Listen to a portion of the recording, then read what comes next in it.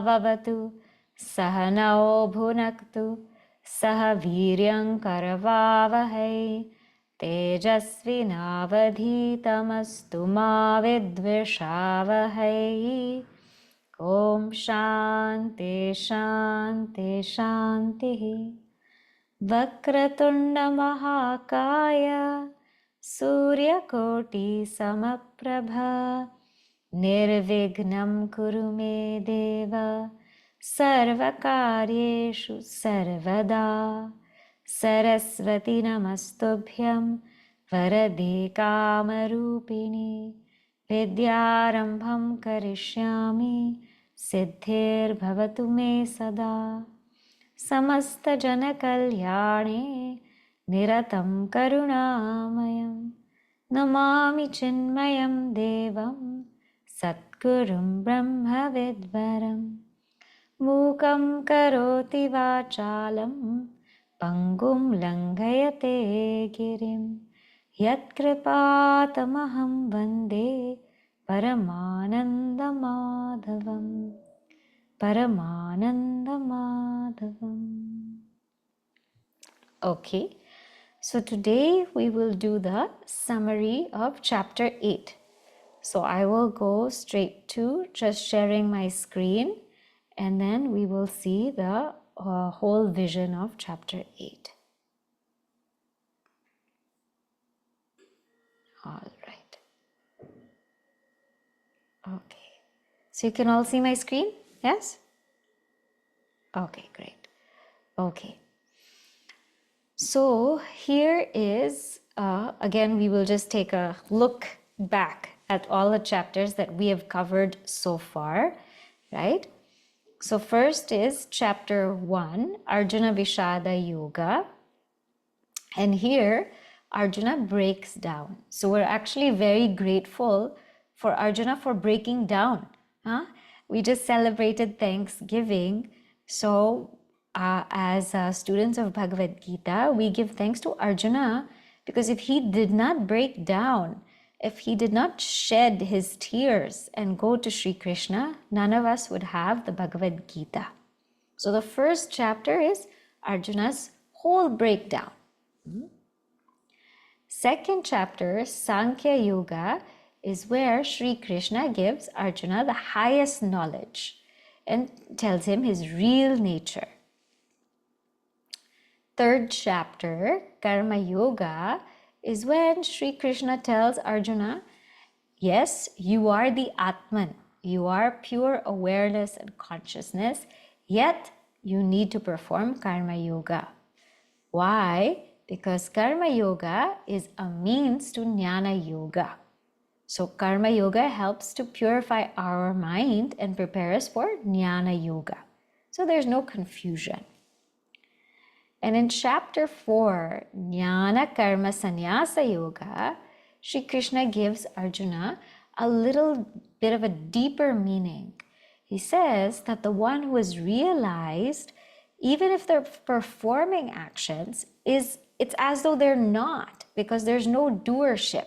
So even if eyes are seeing, ears are hearing, nose is smelling, hands are moving, they are not the ones doing anything. So action is about doership. If there's doership, then there's action.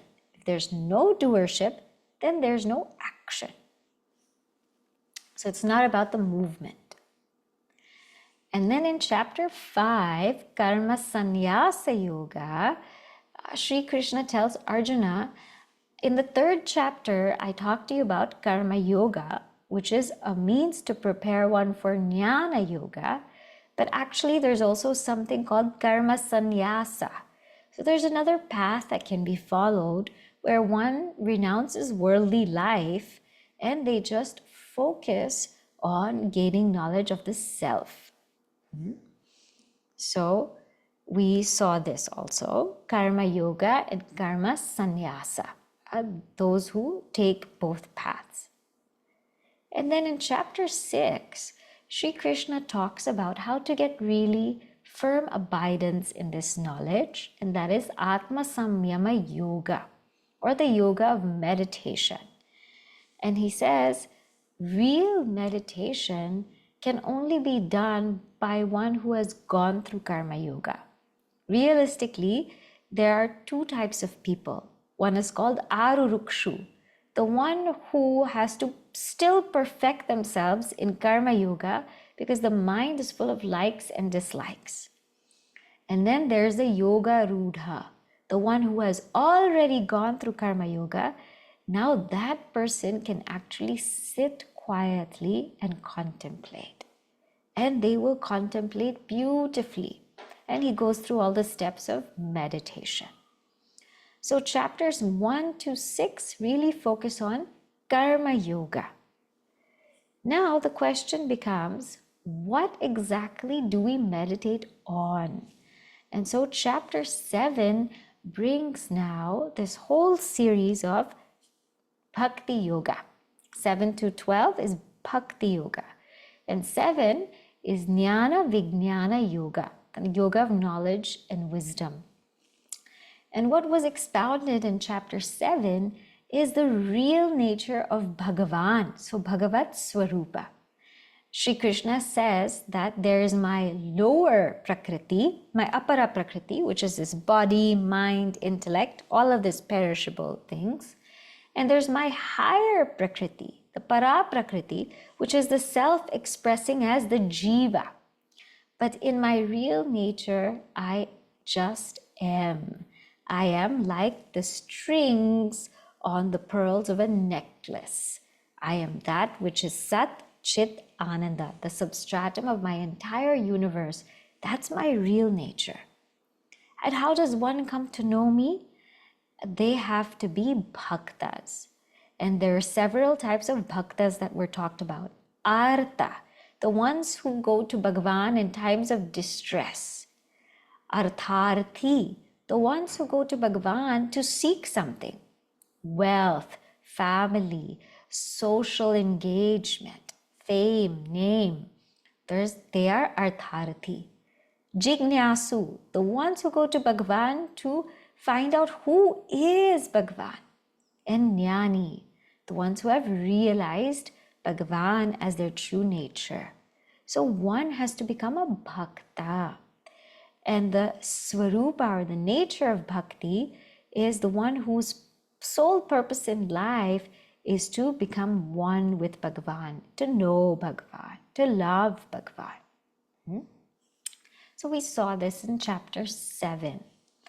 Now, what happens at the end of chapter 7 is Sri Krishna tells Arjuna that those who know me in these ways, they will know me at the time of death. So come to know me in these 7 ways as Brahma, Adhyatma, Karma, Adhibhuta, Adhidaiva, Adhiyagnya, and Prayanakala. Prayanakala means at the time of death. So Sri Krishna puts a seed in chapter 7, but he doesn't define these terms. So they are all defined now in chapter 8. Chapter 8 is called Akshara Brahma Yoga, the yoga of the imperishable Brahman. Yoga because it is a method of uniting us to what? This imperishable Brahman. And we will see how that takes place throughout the course of the chapter. So this chapter has 11 topics that we have seen. So verses 1 to 4, they deal with questions and answers, covering those 7 concepts. And the main question, how do I think about you at the time of death? The last question, that is what's really covered for the rest of the chapter. And in fact, he answers it 3 times. So one time he answers it here, verses 5 to 7. One time he answers it here, verse 14. And then here again, verse 22. So that's the main idea of this chapter, is how do we think about Bhagavan at the time of death? Then verses 8 to 10 is one type of upasana or contemplation. 11 to 13 is a different type of upasana. 14 is a different type of upasana. And then 15 to 16, Bhagavan shares the result of reaching him. 17 to 19 talks about the impermanence of Brahmaloka, the highest heavenly abode that one can get. 20 to 21 talks about the higher unmanifest, which is that Akshara Brahman.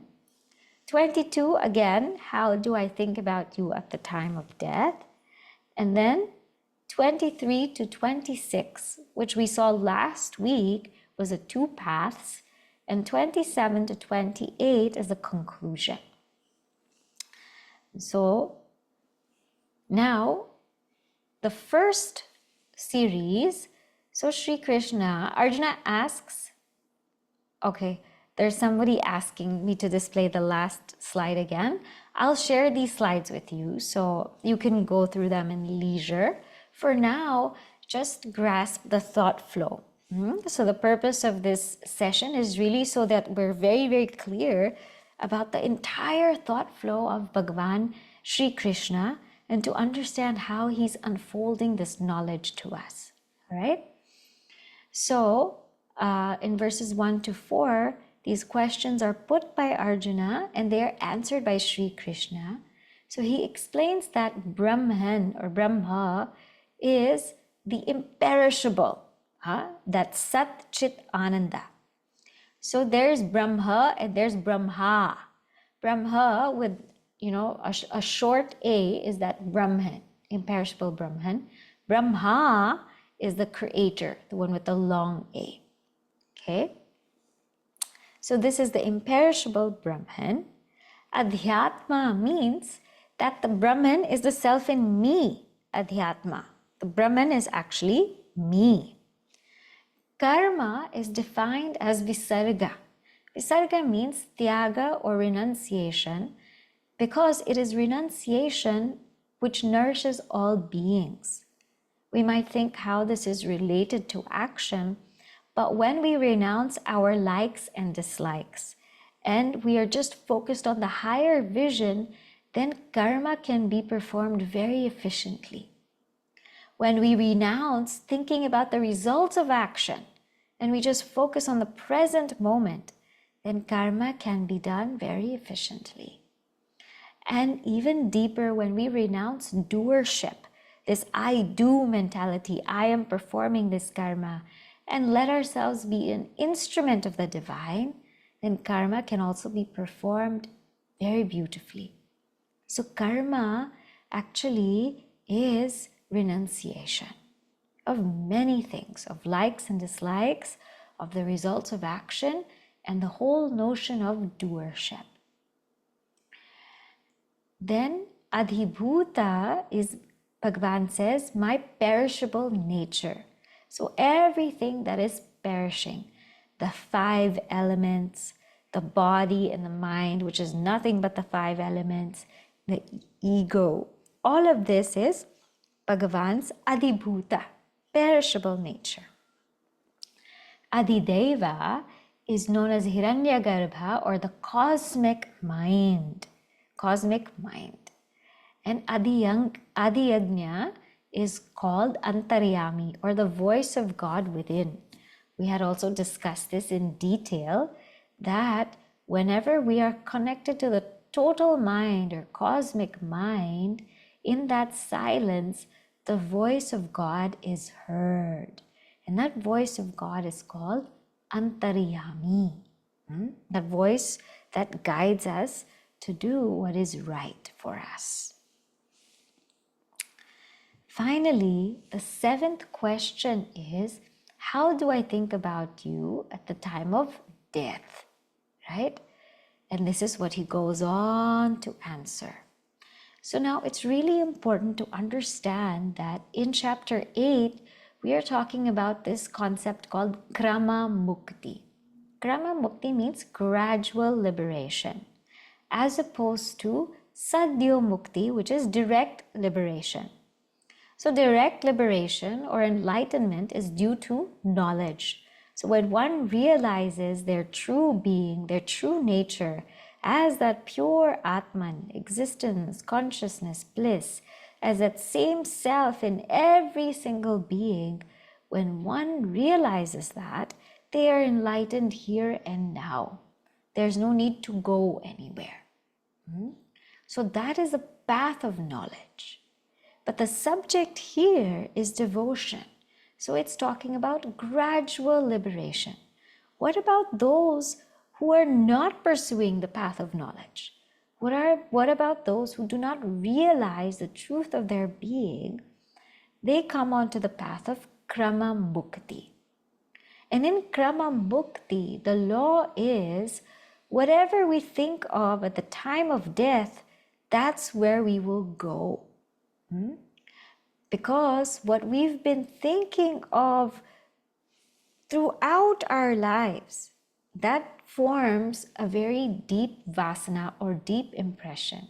So whatever is my deepest attachment in life, whatever I keep thinking about, that itself will come at the time of death. And that's where I will go. Because as we think, so we become. It's just like when we go to sleep.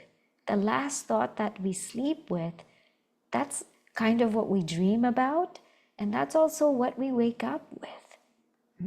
Same thing happens at death. So Bhagavan says, be very, very careful about what we're deeply thinking throughout our lives. Because at the time of death, we might have no control over what thought comes. We might be so weak. We might not be able to see or hear or taste. And we don't even know when this body is going to perish. Death is inevitable and it will come any time. So Bhagavan says, just keep thinking about me. Offer your mind, intellect towards me. Make me the goal of your life. And you will come to me. So these verses are very important in this chapter, verses 5 to 7. Here it says, Antakale cha mameva smaran muktva kalevaram yaf prayati samadbhavam yati nastyatra samshayaha. So he says, whoever leaves the body and remembers me attains my being. There's absolutely no doubt about this. So whenever we know that someone is in their last stages or somebody could be passing away soon, surround them with the thought of Bhagavan so that they in fact attain Bhagavan. And Sri Krishna says, Yam yam vapi smaran bhavam tyajatyante kalevaram tam tamevaiti kaunteya sada tadbhava bhavitaha.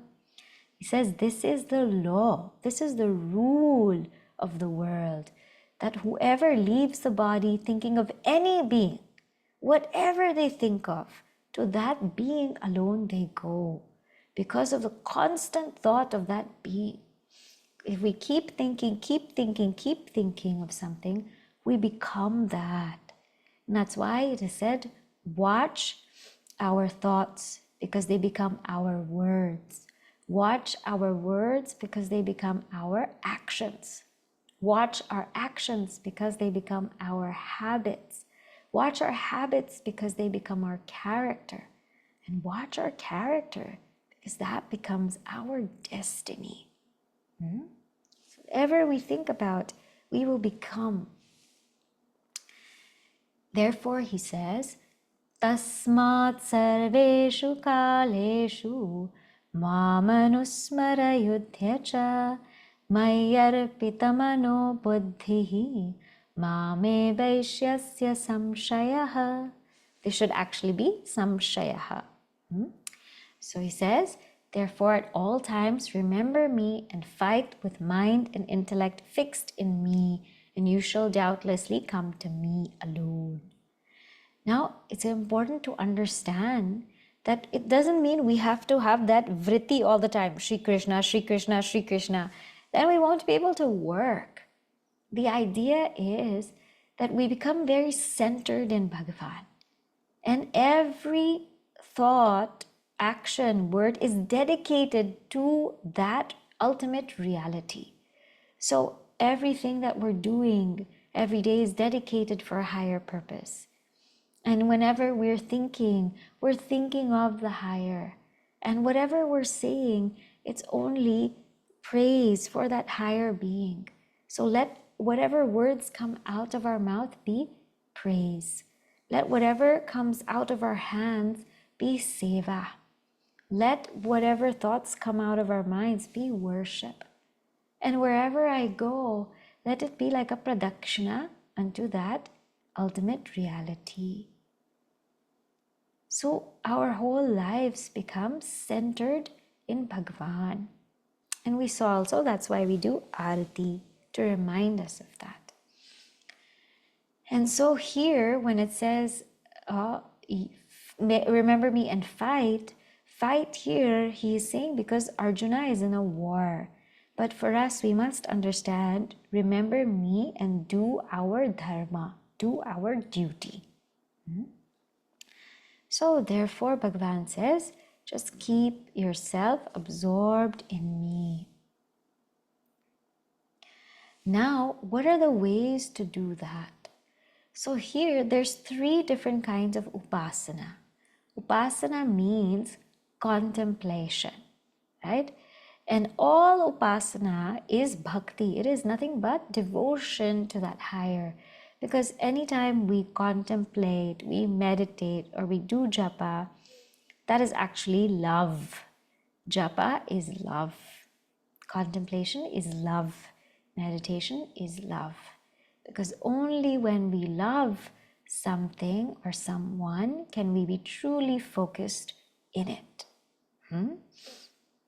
So the first path is the path of the yogis, the first type of upasana, where they actually focus their minds and they make their pranas go through the Sushumna Nadi and then to the Agnya Chakra, and then they try to open the Sahasrara Chakra.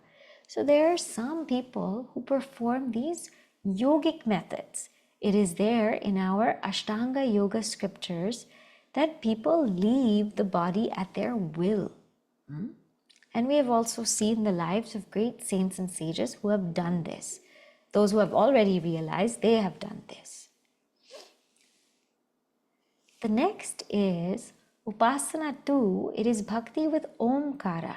So some people leave their bodies on their will, closing off their sense organs, bringing their mind to the heart, fixing their pranas on the Agnya Chakra, and they chant Om. And with Om, they leave their body. So this is also very possible. But this is not something that we will likely do, Upasana 1 and 2, because it's very rare that somebody has these yogic abilities. Upasana 3 is a very realistic method, and it is just plain bhakti. We don't need to focus on any chakra or shut out our senses and direct our pranas anywhere. We just need to love. Bhagavan says, just love me. Just have devotion towards me. Just keep thinking about me and you will attain me. For sure, there's no doubt about it. So he says, for the one who has bhakti and just ananya bhakti, we'll see what ananya bhakti is as it comes. Those that have that bhakti, they will come to me. Those who have that pure devotion. Now, why would anyone want to reach Bhagavan at the time of death? Because if one reaches Bhagavan, then there is no more rebirth. Otherwise, we are cycling between birth and death, birth and death, birth and death, helplessly cycling. And if we look at the condition of the world today, who would want to come back to this world? Just reading the news, I'd be surprised if somebody doesn't get vairagya. Right? It is just a crazy place to be in. So Bhagavan says, if one attains to me, they're not going to come back here. And by the way, we are in Kali Yuga, just the first part of Kali Yuga. So what is to happen? Who knows? So if we want to keep our minds in this reality, three things to remember. Remember the nature of samsara, the impermanence of it, how it is never ending, how it is always changing, how it is always up and down. Remember that, and that will give us some dispassion and turn us inward. Remember the lives of saints and sages, those who have transcended this world. That will give us the desire to move upward.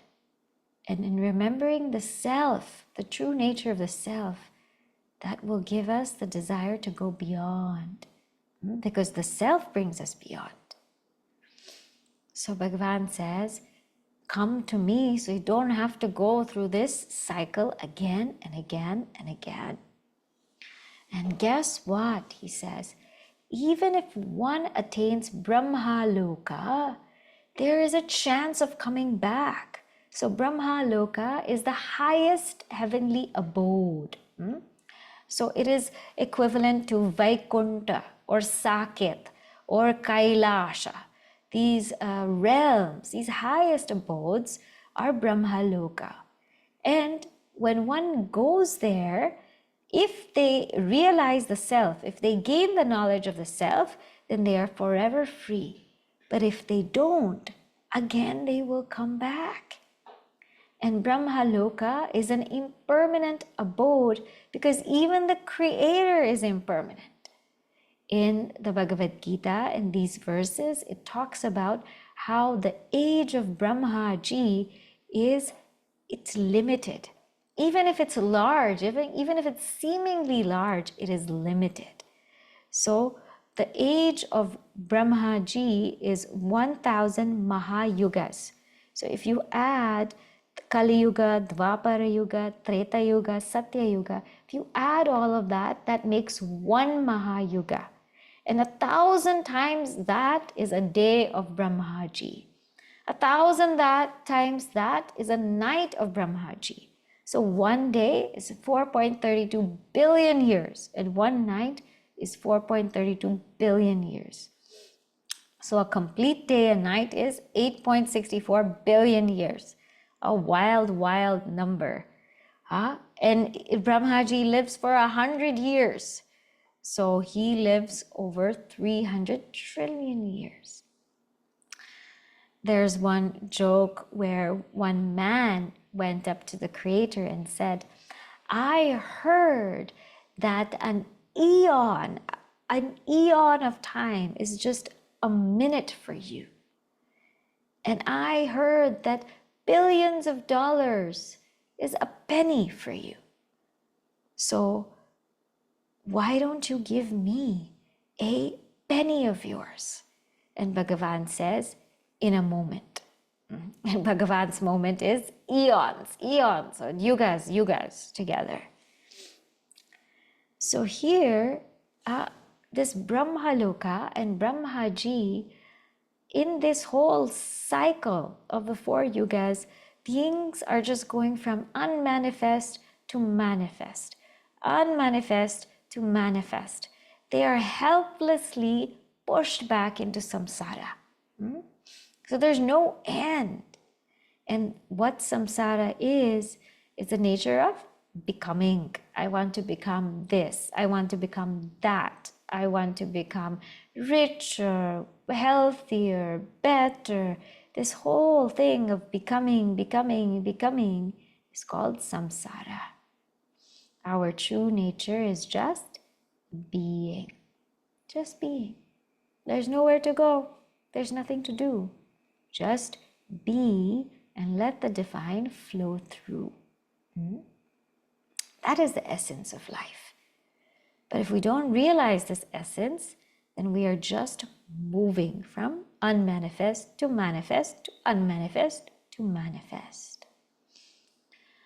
Bhagavan Sri Krishna says, that there is a higher thing. We have a choice. We don't just have to move from birth to death. We have a choice. It is a choice. We have a C in between. What is that C? It is the higher unmanifest. And here Swami Vivekananda ji has a very nice quote. He said that the secret of spiritual life is to think that I am Atman and not the body. And the whole of this universe with all its relations, with all its good and evil, is but as a series of paintings seen on a canvas, which I am the witness. So I am a canvas. I am that higher unmanifest, which is also Akshara Brahman, the imperishable Brahman. I am that canvas.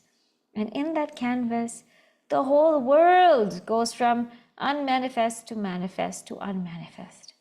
But I am immovable, I am imperishable, and that is my real nature. The world is just appearing in me. I am the substratum of the world. I am Sat, pure existence. I am the illuminator of the world, Chit, pure consciousness. And even deeper than that, I alone am appearing as this world. I am Ananda, pure bliss. I appear as this world just like that dreamer appears as everything in the dream. And if I am indeed all, then what is there for me to want, to desire, to have? There's nothing. I am all. So this is a secret of spiritual life, is to realize that I am all. I am imperishable. And I am ever unaffected by what happens in this world. Many people are getting affected that the world is doing this, the world is going through this, and the world is going through that. But the reality is, the world is always going to go through something or the other. It's a cycle. Right? But I can make a choice to realize that I am beyond that. This is the higher unmanifest. And so, again, the question is put, Bhagavan, how does one reach you? Well, since this is a chapter of Bhakti Yoga, he says Ananya Bhakti. You start and make your way through Ananya Bhakti, meaning devotion with no otherness, single-pointed devotion. Because the bhakta or the devotee realizes that there is no other purpose in life other than becoming one with Bhagavan. There's no other refuge in life other than Bhagavan. And there's actually no other being but Bhagavan. Bhagavan is everything.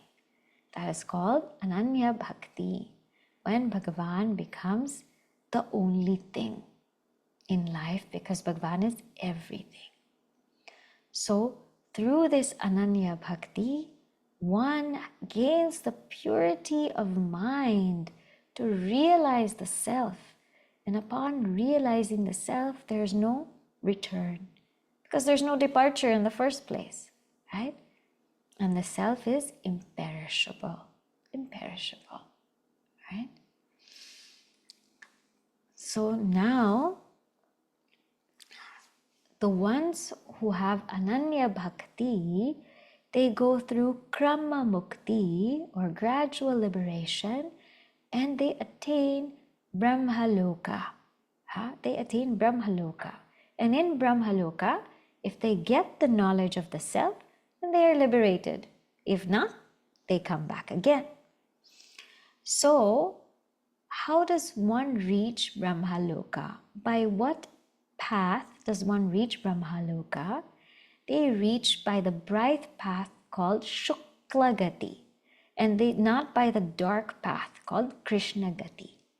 So this devotee who's been thinking about Bhagavan, at the time of death, they go to Brahmaloka by the bright path or Shukla Gati and not by the dark path. Why is it called bright path? Because it's the path of knowledge. It's the path where one has the ability to gain knowledge. Why is the other one called dark path? Because in that path, it still keeps us in ignorance. It still keeps the individuality, the jiva-hood intact. So first, what is discussed is the bright path, the path of no return, because it's the path of bestowing knowledge. And who goes here? The one who has done karma and upasana. Karma, selfless service, selfless dedicated action, and upasana, contemplation on Bhagavan. The one who has done this will definitely go to Shukla Gati. There's no doubt about it. And in this path, they are guided by these beautiful deities. Yeah? The word Kala in that shloka, in that verse, it is not denoting time, but it is actually denoting the path, right? So they are guided by the path is guided by the deities of effulgent light, day, bright fourth night, northern solstice. So they're guided by these bright deities, one after the other. So one deity escorts them to a certain place, and then another deity escorts them, and then another deity escorts them, like that. It's called Shukla Gati. So death will be a very pleasant experience for this being. The other is called Krishna Gati. This is the path of definite return. This is like somebody has purchased a round-trip ticket because one has only done karma without upasana or contemplation. So for this being, they are guided by deities of smoke, the night, the dark fourth night, southern solstice. So in this path, one is still in ignorance. So it's important to understand that the word in these verses, marga, they mean path. It's not that one has to die in the northern solstice. Sometimes people think that I have to die in Uttarayana, the northern solstice, to reach the bright fourth night, the Shukla Gati. It's not like that.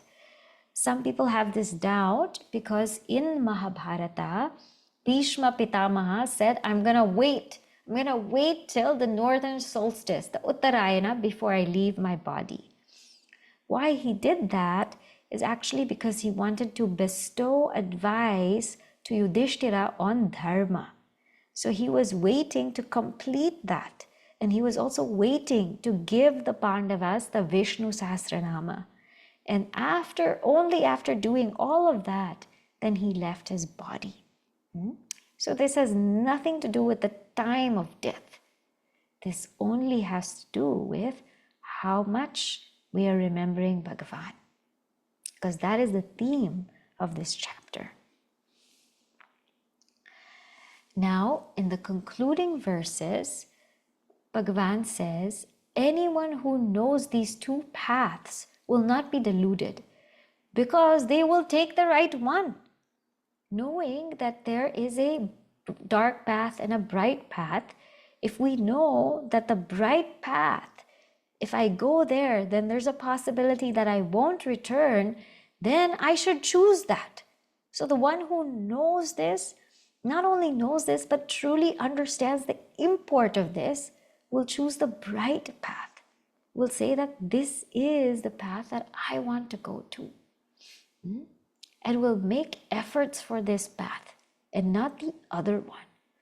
So last time we had said it's like a pull, a dual pull, that there's always something pulling us outside, and yet there's something so subtle pulling us within. So whenever we have the choice to go outside or within, pick going within. Pick going within.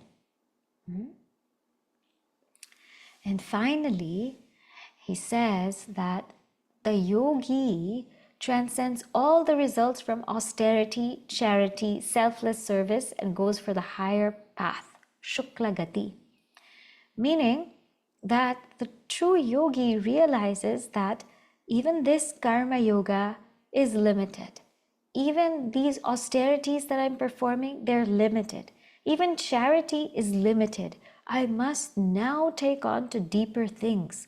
I must start to contemplate on that divinity. I must do that. I must go deeper within because that will take me higher. And even deeper than that, the truest yogi transcends even this brighter path because the true yogi realizes that I am what I seek. I don't need to go to any path. I just need to know. And what do I need to know? I need to know that here and now, without any path, without waiting for anybody, without going to any time or space, without trying to become anything, I already am that Akshara Brahma. I am already that imperishable Brahman. I am only pure being. That is the title of this chapter because it uses bhakti to take us to a higher path. But eventually, that bhakti that is used to take us to a higher path is actually for us to gain this knowledge of who we are as Akshara Brahman, or the imperishable Brahman. And this is chapter 8 of the Bhagavad Gita. So this is a very, very beautiful chapter, especially for at the end of our lives. When we are preparing to wrap up and figure out how to leave this world. This is a very serious thought. Those who are in that stage where they're thinking how to leave this world will start letting go of all the unnecessary things. Start letting go of all the unnecessary relationships and start thinking about what's most important in life. And that is Bhagavad. Start focusing on Bhagavad. Give your attention, make your goal Bhagavad. Make your words, thoughts, actions all dedicated to Bhagavad. And see only Bhagavad in yourself and in all beings. And in this way, one leaves the body very peacefully and fearlessly because one is attaining Bhagavan. Who would be afraid of that? One will gladly accept death. That is how we should live, right? So we invoke Bhagavan's grace, Puja Gurudev's blessings in completing this chapter, and we hope that we grow closer and closer to realizing our true being.